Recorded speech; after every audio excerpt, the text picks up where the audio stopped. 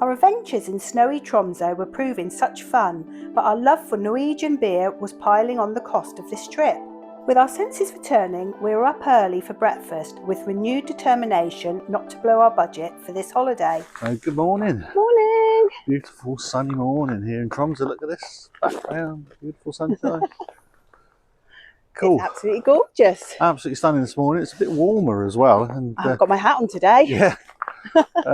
So our plan yesterday to use the tourist information service to help us plan our adventures today failed spectacularly because there were two in the town and both of them were shut. They were having a meeting apparently.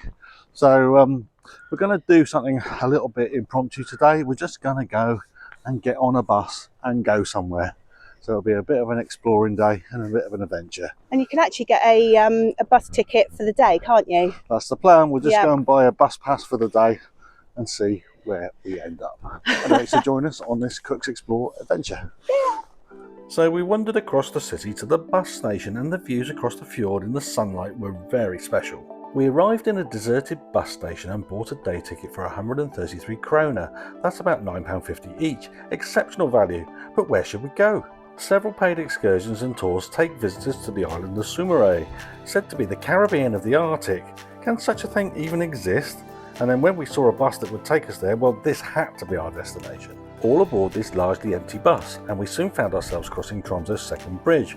We headed west out on snowy roads that initially hugged the pretty coastlines of the fjords before turning inland, climbing up into the mountains. And the road followed a mountain pass, and this area was popular with those looking to ski and have adventures in the snowy mountains. This scenery was just breathtaking, and the much-trailed rugged beauty of Norway was before us. The bus journey took an hour and 20 minutes, and the bus driver skillfully navigated the snowy roads. Once through the mountain pass, the road once again hugged the coastline on the fjord, and then the island of Sommaroy came into view, and as we crossed the bridge to the island, we could see that it was surrounded by the emerald green waters that it's famous for. Once on the island, the bus wound its way through this sleepy island community until it reached what appeared to be the village centre. We alighted the bus and got our bearings. Buses to and from this island are infrequent, and we knew we had to be back at this spot a few hours later to catch the return bus to Tromso. It was chilly too. Glad we had wrapped up warm, and of course, dressed like this, we wanted to hit the beach. Well, hello. We're here at Sommaroy. I think we've pronounced it correctly. If we haven't, lots of apologies. Supposedly the Caribbean of the Arctic, and I think that's because there's some beautiful sandy beaches, they've got snow on them, and there's some turquoise blue waters. But it is absolutely stunning, isn't it? It is absolutely gorgeous. It is very nippy, but absolutely good. Well, stunning, isn't it? It is stunning, but chilly. The journey here was phenomenal, wasn't it? Oh, we got some great pictures, didn't we? I mean, we paid like just under a tenner each for like a day rider ticket where you can go on any bus anywhere for a day. Yeah. And the tenner of the bus journey was worth that alone. Yeah, definitely. Brilliant. There weren't many on, just a few of us. And the scenery as we come down the mountain pass, past the ski slopes and everything else, that's just phenomenal, isn't it? It's absolutely gorgeous. And you see people getting off, going on sort of skiing parties and things. Yeah, we haven't got long here. There's not many buses that come here. There's 2 a day. And we don't want to miss it. We don't want to get stuck here because it is a bit cold. It is a bit cold. Yeah, definitely. So we're going to have a little mooch around. It's like a little town here. It looks like there's a cafe shop and a couple more beaches. So we'll mooch around. It's a couple of hours and then we've got to get on the bus back to That's Tromso. right. You were a bit of an idiot earlier. You left your scarf and your gloves on the bus. So he was going to be very, very cold. But luckily, the bus goes down to the end, to the hotel, turns round and comes back. So we flagged him down and you managed to get it back, didn't you? I did. Thank goodness for that. Well, thank you for sharing that. Okay, right. Okay, stay tuned. We'll show you around this beautiful place. So beach selfies taken and we walked along the sands and marvelled at the bird footprints in the snow. What have you found, Nettie? Look at this. Look, see the sea urchins, the spikes are like coming off and then that's what we know it as. Like the sea urchin, see? Indeed, interesting. Yeah. We wandered up into the village when Nettie revealed her own moment of muppetry and declared that she had dropped the microphone somewhere between the beach and the village. Back we go then. Well, we liked walking the beach in any case, and it was just as well because we walked it at least another 10 times, but sadly the microphone was lost and we couldn't find it. And although this dampened the mood, the amazing scenery here just blew us away, and the views across Tromso mountain were very, very special, and the emerald green seas really are some sight, contrasting against the snow-capped Norwegian mountains. Just gorgeous. This place was visually stunning, but rather chilly, and we had walked past a sign earlier saying that coffee and waffles were on sale, and that sounded just what we needed. We entered this wooden building to be more than a surprise. This wasn't a cafe, but a building where the local community meet to knit and weave, making souvenirs for the occasional visitors to the island. And to tempt you in, you can buy coffee, tea and waffles topped with cream, jam and locally made brown cheese, and enjoy these whilst you watch the skilled women hard at work. This was a wonderful place, and the local ladies were so kind and friendly and made us feel so especially welcome, even showing us the looms in the basement which are used daily. And then, to our total surprise, our missing microphone was spotted in the cafe, sat on one of the tables. How? And it turned out that one of the kind women in the cafe had found it on the beach and wondered what to do with it, so she brought it into the cafe, where it was hoped that the owner may just drop in. And we did! Wow, what are the chances? And to say thank you, Si couldn't leave without buying a wonderful knitted beanie hat, showing the local scenery. And when he learned that the person who knitted it was sat on the table opposite, well, the photos just had to be taken. Brilliant, and thank you to that lady. It's a great beanie, and Si wore it for the rest of the holiday. Time here was running out and we scampered back to the bus stop, but not before a very worthwhile diversion into the one and only supermarket on the island, for the obligatory crisps and snacks and drinks of course. And then the bus arrived, and back aboard we enjoyed our snacks whilst once again soaking up the incredible scenery through the mountain pass and along the shoreline of the fjord, until we were once again crossing the bridge back into Tromso. This adventure had lasted into the mid-afternoon, and we wondered if there was time to use our day rider bus pass a bit more. We headed to the tourist information office to get some ideas, and they suggested a bus to part of the island which provided a scenic hike up to a viewpoint. We thought that sounded a great idea, so we headed out and waited at the appropriate bus stop, and before long we were trundling through Tromso, past the university and out into the city suburbs. We got off at bus stop Runvernet and walked across to a snow-covered park. This area was beautiful and Christmassy, with snow hanging from the trees and the lake frozen over and covered in several inches of snow. How pretty is this?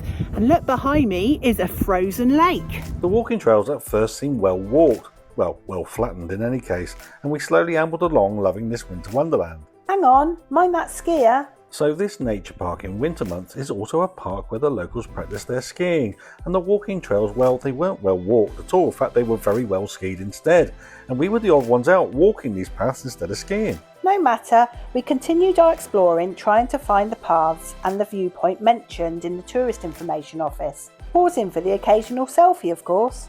One thing though that we quickly worked out was that the ski trails followed a different route to the walking paths on the map that we'd been given, and yes, you guessed it, it wasn't too long before we were a little bit lost. And then the tower at the viewpoint came into sight, and Si suggested that we scramble across the snowdrifts and up towards the viewpoint. Now that has to be totally 100% safe now, doesn't it? Look at us in the wilderness. I don't know if we're going in the right place or if we're lost, but the snow's definitely got deeper. It's hard going. Just fell down a hole. Oh no. Right, okay. I'll just get out the hole. Okay, so this was a bad idea, and the snow got deeper and deeper, and walking to the viewpoint via this route was now seeming increasingly difficult. Well, this is some adventure. This is, we've come off where the skiers go, and we're trying to make our way up to a viewpoint. The viewpoint is over there somewhere. We can see it, but how to get there? Yeah. The snow's getting deeper. We've been down a few holes already. Well, yeah, it is coming up over the knees at points, and I think we need a pair of skis each, don't we? We've discovered why snowshoes were invented. Yeah. It's getting increasingly difficult. The weather is also closing in. You can see the big black clouds behind us. Probably time to call it quits and just get off this place before we don't want to be caught up it becomes here, inhospitable. But we've had a good go and we've really enjoyed it. And this has definitely been the Cooks Explore day, definitely. Certainly has. Loads of fun. Yeah. Right, time to get off here before we get stuck here. Let's get going. With the weather closing in, we decided to head back the way we came. We waited only a few minutes for a bus to arrive, and before long we were back in our hotel. What's on the menu tonight? Tex-Mex, or in English, a chili con carne, and this was a very tasty chili too. So this was our last night in Tromsø, and we hadn't seen the Northern Lights. Heavy snow clouds and a lack of solar activity were the reason, and tonight sadly was no different. So back to Ølhallen's pub it was then for some more beer sampling. That looks a murky pint, Nettie, and you look shocked. And in our final beer review of this trip, Nettie has decided to throw the money saving out the window and go for the most expensive beer we've ever bought at £17 a pint. What's it called? It's called Perla for Svin. Okay. And the reason why it's the most expensive beer that we've ever got is actually, I just asked for a recommendation. And they gave you the most expensive one behind the bar. Probably, okay, yeah. Go for it. It better taste good. Give it the taste test. So, yeah, let's see. It's 6.3%, isn't it? Yeah, it is. And he said it's quite similar to the other one, the IPA mango one that Which was I had half the price. yesterday. Yeah, Okay. And he said it's the most similar. So I just wanted to try a different one. It's very cloudy, but anyway, let's see. Go for it. Taste test. Oh, it's very nice. It's like a tropical flavour. Like fruit juice. Not like fruit juice, no. Okay. No, it's got like a hoppy taste to it as well, but quite a tropical hoppy taste. All right. Try again. £17 worth of goodness. It is very good. £17 worth of goodness. I'm saying nothing. And let's just say we made it last. Oh well, back to the hotel it was. Night. Night. It was day 4 and we had a morning to spend in Tromsø before our afternoon flight.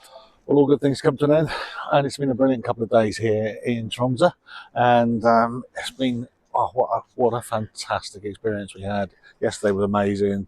Reindeer feeding was amazing. You've enjoyed yourself. It's been absolutely amazing, but like as always, we're exhausted at the end of it. And did we save some money? I think we did on the hotel. I think the hotel worked out, like a good deal. And obviously the bus ticket yesterday was incredible value. Yeah. Unfortunately, our predilection for local beer probably offset all the cost savings.